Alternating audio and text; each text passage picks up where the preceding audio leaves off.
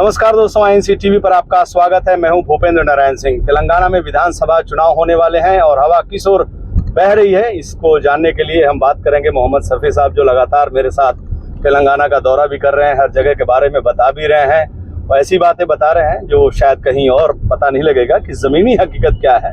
लोगों से मुलाकात कर रहे हैं क्योंकि यहाँ पर तेलुगु बोला जाता है, तो तेलुगु का ट्रांसलेशन भी करके मुझे बताते हैं कि जनता क्या कह रही है, किसान, नौजवान, महिलाएं ये क्या कह रहे हैं। तो मोहम्मद शफी साहब, एक चीज़ मुझे देखने को मिला, ये तेलंगाना का जो दौरा कर रहे हैं हम लोग, उसमें जो कांग्रेस का गारंटी जो अनाउंस किया है वो एक काफ़ी इम्पोर्टेंट रोल प्ले कर रहा है और कहा जा रहा है कि ये गेम चेंजर है तेलंगाना के चुनाव में, जो कांग्रेस ने 6 गारंटी लोगों के बीच में रखी है। देखिए, ये बात तो गेम चेंजर तो है, क्योंकि आज तक इतना बेनिफिट किसी ने, मतलब जिस तरीके से सोनिया गांधी जी ने, कांग्रेस ने जिस तरीके से स्कीम लेके आए हैं, जो 6 गारंटीज दिए हैं, वो जिस तरह कर्नाटक में बेनिफिट हुए हैं, इस तरह तेलंगाना में भी बेनिफिट दिखाएंगे, तेलंगाना में बेनिफिट दिखाएंगे। अब रही बात ग्राउंड वर्क की, तेलंगाना में फर्स्ट ऑफ ऑल तो हमारे पास माइनॉरिटीज़ के लिए कुछ किया नहीं गया। ग्राउंड वर्क में तकरीबन माइनॉरिटीज़ हैं, जिसकी वजह से चाहे वो माइनॉरिटी मुस्लिम हो, चाहे वो सिख हो। तो आपका कहना है कि मौजूदा सरकार ने कुछ नहीं किया है, जो केसीआर की सरकार है उन्होंने माइनॉरिटीज़ के लिए कुछ नहीं किया है अभी तक, तो कुछ नहीं किया, उल्टा। और उन्होंने क्या किया, जो कांग्रेस पीरियड में, जब हमारे मनमोहन सिंह जी के पीरियड में जो हमारे लिए माइनॉरिटीज़ के लिए स्कीम्स आए थे, उस स्कीम्स में भी काफ़ी रद्दोबदल कर दिया है। जैसे कि वाई राजशेखर रेड्डी जी ने जो ग्राउंड वर्क पे आरोग्य श्री स्टार्ट किया था, उसमें काफ़ी ट्रीटमेंट्स थे, कई गरीब लोग जो है ना अपना अपना ट्रीटमेंट करवाए, काफ़ी दुआ दिए।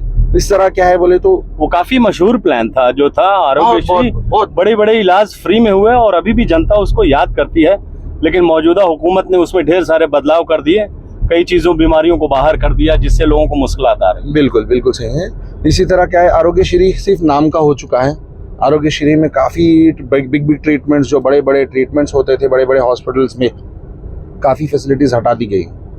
अब इसलिए तो अब कांग्रेस जब आ रही है तो पब्लिक को एक नई उम्मीद जागी है।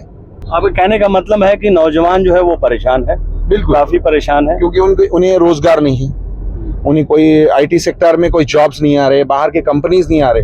खाली IT सेक्टर में सिर्फ एक ही चीज हो रहा है, तेलंगाना में सिर्फ डेवलपमेंट हो रहा है, रियल एस्टेट बूम हो रहा है।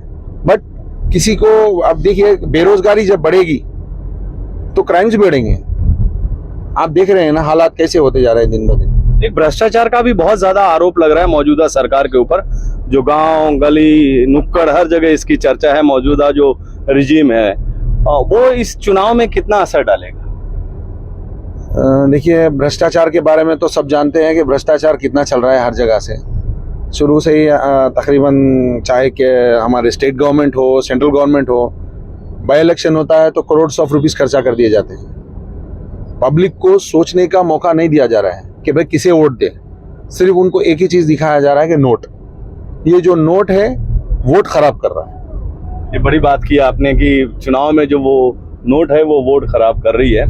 तो क्या आप लोग इस चीज़ों को समझ रहे हैं कि नोट के बलबूते वोट नहीं देना है, जो काम करेगा उसी को वोट देना है? जैसे हमने कर्नाटक में देखा, जो स्कीमें शफी भाई जो लागू की गई, जो कहा गया वो वादे को पूरा किया गया, उसी तरह इस बात की भी यहाँ पर चर्चा है कि तेलंगाना का जो राज्य का जो निर्माण हुआ उसमें श्रीमती सोनिया गांधी जी का बहुत बड़ा योगदान है। और लोग इस चुनाव में चर्चा कर रहे हैं कि तेलंगाना अगर किसी की देन है तो श्रीमती सोनिया गांधी जी की है। बिल्कुल, ये तेलंगाना अलग हुआ है सोनिया गांधी जी की बदौलत, वरना इस तेलंगाना अलग करने के लिए किसी के पास इतनी ताकत नहीं थी।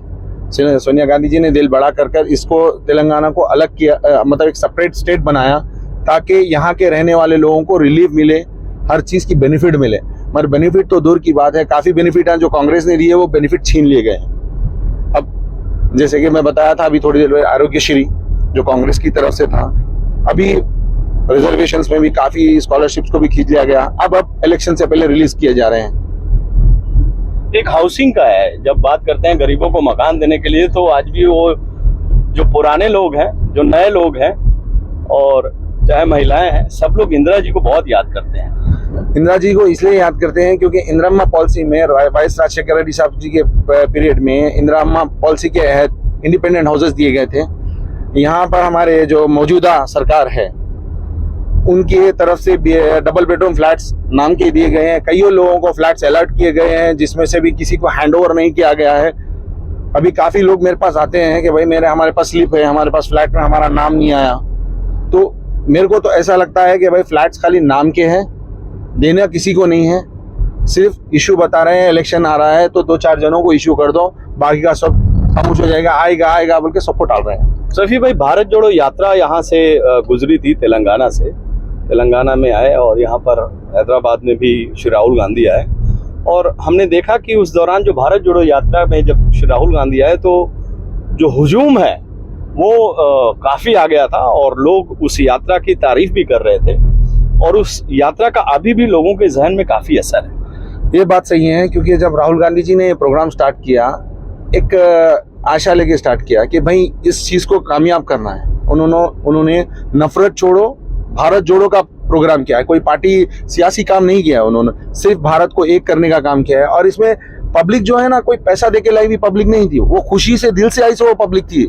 राहुल जी का साथ देने के लिए, राहुल जी को देखने के लिए खुद से पब्लिक आई सो है। इस बार इंशाल्लाह हमें ये उम्मीद है कि इस बार विधानसभा इलेक्शन में हमारी कांग्रेस की पक्की जीत होगी। आप कह रहे हैं पक्की जीत होगी। किसान भी परेशान है, महिलाएं भी परेशान हैं, भ्रष्टाचार का बहुत आरोप लगा है मौजूदा केसीआर सरकार के ऊपर और हम ये देख रहे हैं कि जो 6 गारंटी कांग्रेस ने लागू की है उसका बहुत व्यापक असर है। जिस तरह से कर्नाटका में वादा किया गया चुनाव से पहले और लागू भी किया गया। एक सबसे बड़ी बात देखी है हमने, जो सिलेंडर का दाम कम करने की बात कही है जी। एक महिला ने मुझे बताया कि यहाँ पे 1150 का सिलेंडर होता है लेकिन हमें 1250 का मिलता है। मैंने कहा कैसे? बोले वो 1150 का मिलता है, वहां से ट्रांसपोर्ट करके हम ले आते हैं तो 1200 और 1250 होता है। तो ये जो कांग्रेस ने वादा किया है कि 500 रुपए का सिलेंडर देंगे, उसका भी काफी असर है गाँव घर में। बिल्कुल, क्योंकि आज की महंगाई के दौर के हिसाब से लोगों के आमदनियों में फर्क पड़ा है।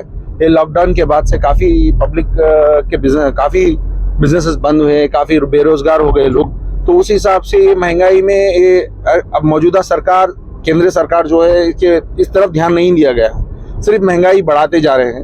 अब महंगाई कम करने का टाइम आया है तो ये 500 रुपए जो गैस है एक गरीब आदमी के लिए बहुत बड़ी बात है, क्योंकि आज कोई घर में चूल्हा जलता है तो गैस पे ही पकता है। जिस तरीके से 500 रुपए गैस, वो तो डेली कमाने वाला एक सुकून से जिएगा।